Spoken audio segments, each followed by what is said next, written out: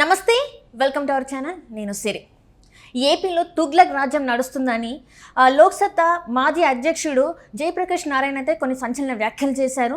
So దీని గురించి మనకు వివరించడానికి మనతో పాటు ఉన్నారు ప్రముఖ సీనియర్ జర్నలిస్ట్ దుర్గా కుమార్ గారు. నమస్కారం సార్. నమస్కారం మసీది, మన వీక్షకులు కూడా నమస్కారం సార్. ఇప్పుడు చూస్తున్నట్టయితే ఏపీలో తుగ్లక్ రాజ్యం నడుస్తుందని చెప్పేసి జయప్రకాష్ నారాయణ గారు అయితే కొన్ని కామెంట్స్ అయితే చేసేసారు. సో ఈ కామెంట్స్ని మనం ఎలా పరిగణించాలి ఏంటి సార్? ఆంధ్రప్రదేశ్లో పరిస్థితి ఐఏఎస్ అధికారి మేధావి లోక్సత్తా వ్యవస్థాపకులు జయప్రకాష్ గారే చెప్పక్కర్లేదమ్మా. పసిపిల్లలు కూడాను అక్కడ మన ఆంధ్రప్రదేశ్లో చెప్తున్నారు. న్యాయస్థానాలు కూడా అదే భావనలో ఉన్నాయి. వాళ్ళు అందుకే ఆంధ్రప్రదేశ్ ప్రభుత్వం చేసిన అనేక నిర్ణయాలని తప్పుపట్టి కొట్టేయటం జరిగింది, చాలా నిర్ణయాలని. తర్వాత ఇలాంటి సిల్లీ అంశాలు పట్టుకుని మీరు ఎందుకు సుప్రీంకోర్టుకు వచ్చి మా టైం వేస్ట్ చేస్తారని మందలిచ్చారు. తర్వాత డీజీపీని, సిఎస్ని, లేకపోతే ప్రిన్సిపల్ సెక్రటరీస్ని గౌరవ హైకోర్టు, ఆంధ్రప్రదేశ్ హైకోర్టు పిలిపించి మందలిచ్చిన సందర్భాలు అనేకం ఉన్నాయి. వీటన్నిటికీ నిర్ణయాలు, ప్రభుత్వ నిర్ణయాల్లో జరిగిన లోపాలే దానికి కారణం. తర్వాత ఉన్నత న్యాయస్థానాలు ఇచ్చిన ఆదేశాలని అమలు చేయకపోవటం మరొక కారణం. అంటే వీళ్ళు న్యాయస్థానాలని లెక్క చేయకుండా మేమేం చేసినా చెల్లుతుందనే ఒక దురహంకారం అనేది ప్రభుత్వ అధినేతల్లో వచ్చింది. దాని మూలన శిక్ష పడుతుంది అధికారులకి. వీళ్ళేం చేయలేరు. ప్రభుత్వం అమలు చేయకపోతే వెళ్ళి కోర్టు ముందు చీఫ్ మినిస్టర్ని పిలవరు, చీఫ్ సెక్రటరీని పిలుస్తారు, ప్రిన్సిపల్ సెక్రటరీని పిలుస్తారు. ఈ విధంగా జరుగుతున్న పరిపాలన దృష్ట్యా ఆయన ఈ మాట అన్నారు. దీనికి పరాకాష్ఠ ఏంటంటే, ఒక అమరావతిలో రాజధాని ఉంటే దాన్ని కాదు మేము 3 ప్రాంతాల అభివృద్ధికి 3 రాజధానులు పెడుతున్నాము, అదే ఒక దీనికి సర్వరోగ నివారణ అని పెద్ద ఒక ఫార్ములా చేశారు.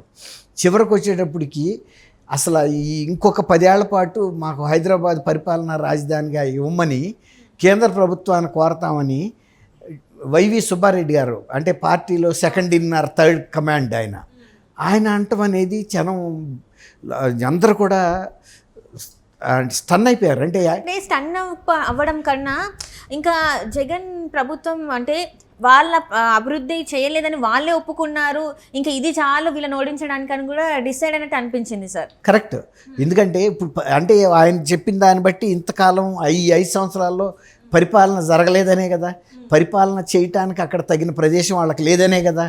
ప్రదేశమే లేకుండా పరిపాలన చేయలేరుగా. ఇప్పుడు మళ్ళీ 10 ఏళ్ళు ఇక్కడ మీరు మాకు ఇవ్వమని అడుగుతున్నారంటే పక్క రాష్ట్రంలో మీరు అన్నట్టు వాళ్ళ వైఫల్యాన్ని వాళ్ళు అంగీకరించినట్టే. ఇది చాలు ప్రజలు తిప్పికొట్టడానికి.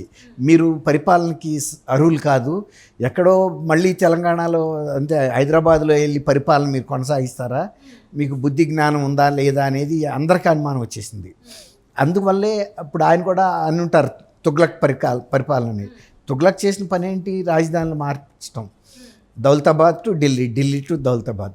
జనాలు కూడా రావాలని. దాంతోపాటు ఇప్పుడు రాజ్యంతో పాటు ఆయన పరివారం వెళ్ళి రాజధాని ఉంటే పర్వాలేదు, అక్కడి నుంచి వాళ్ళు కానీ పరిపాలించాల్సింది ప్రజలతో పనే ఉంది రాజధానిలో, అంతే కదా. ఇప్పుడు అమరావతి ఉంది, అమరావతిలో పరిపాలనకు కావాల్సిన భవనాలన్నీ కట్టేయబట్టే 10 సంవత్సరాల నుంచి నిరాటంకంగా పరిపాలన సాగింది కదా. చంద్రబాబు నాయుడు గారు టైంలో కట్టినవి.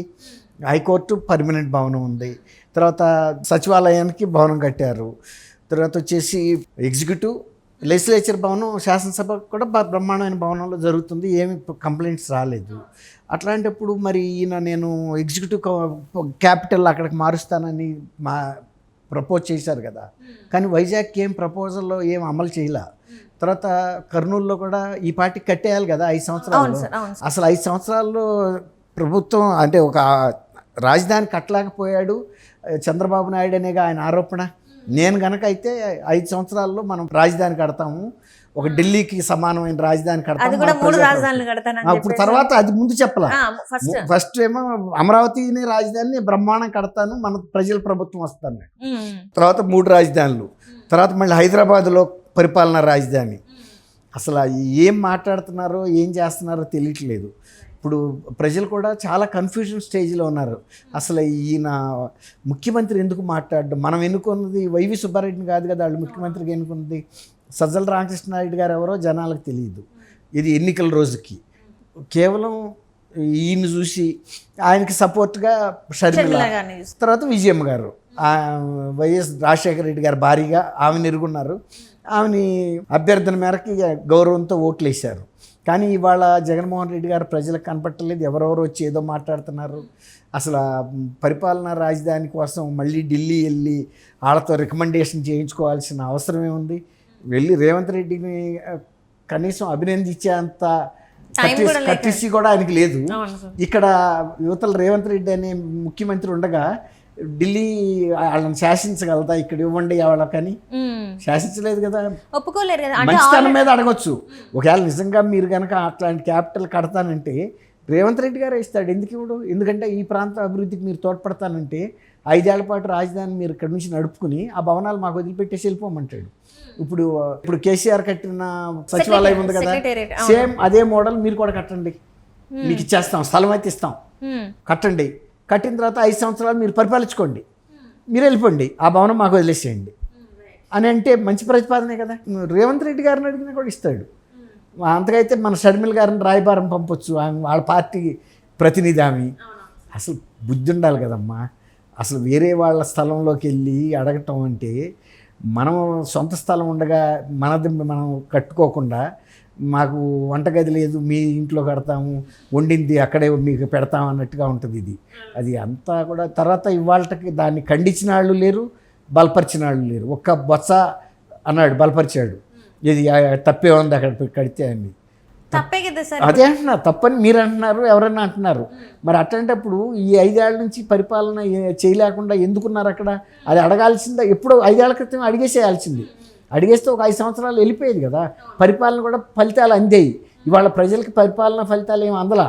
ఇతను చేసిన ఏ హామీని కూడా వాళ్ళు అమలు చేయలే.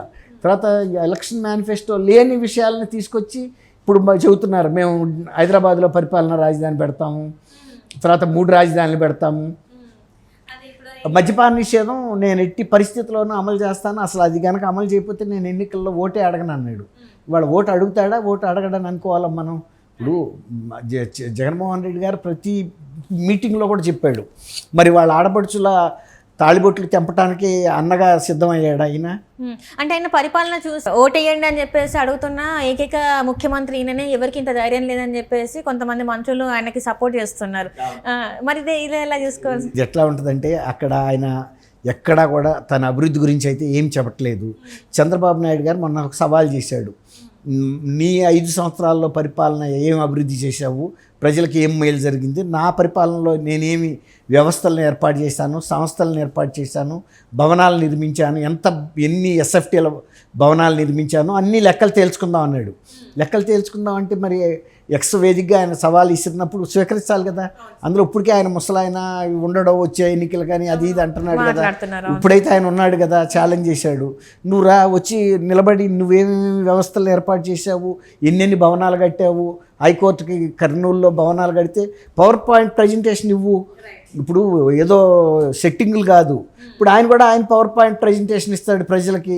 ఇవాళ మీడియా ఎంతో అభివృద్ధి చెందింది, మొత్తం లైవ్ స్టేట్ అంతా చూస్తారు కదమ్మా. మరి ఆయన తోక ముడిచాడంటే ఆయన అభివృద్ధి చేశాడు అనుకోవాలా, అభివృద్ధి చేయలేక జంకుతున్నాడు అనుకోవాలా? అదే సమాధానం. అంతే sir. Right thank you so much. Thank you అమ్మ సిరి, మన వీక్షకులు కూడా.